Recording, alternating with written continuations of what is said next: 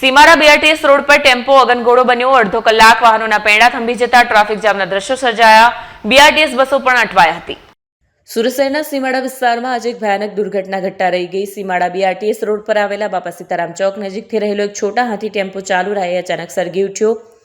જોતજોતામાં આગે વિકરાળ સ્વરૂપ ધારણ કર્યું. મળતી માહિતી મુજબ ટેમ્પો જ્યારે રોડ પર દોડી રહ્યો હતો ત્યારે અચાનક તેના આગળના બોનેટમાંથી ધુમાડા નીકળવા લાગ્યા. પરિસ્થિતિ પારખી ગયેલા ડ્રાઈવરે તાત્કાલિક ટેમ્પો રસ્તાની વચ્ચે ઊભો રાખી દીધો અને સમય સૂચકતા વાપરી નીચે ઉતરી ગયો. જોતજોતામાં આગે વિકરાળ સ્વરૂપ ધારણ કર્યું અને આખો ટેમ્પો આગની લપેટમાં આવી ગયો હતો.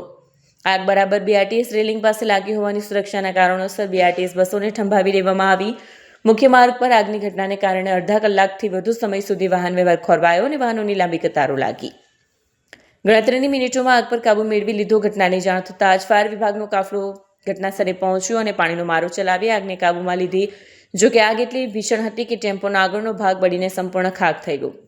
હાલમાં આગ લાગવાનું ચોક્કસ કારણ નથી જાણી શકાયું, પરંતુ શોર્ટ સર્કિટના કારણે આગ લાગી હોવાનું પ્રાથમિક અનુમાન લગાવવામાં આવી રહ્યું છે. સદનસીબે આ ઘટનામાં કોઈ જાનહાનિ નહીં થઈ.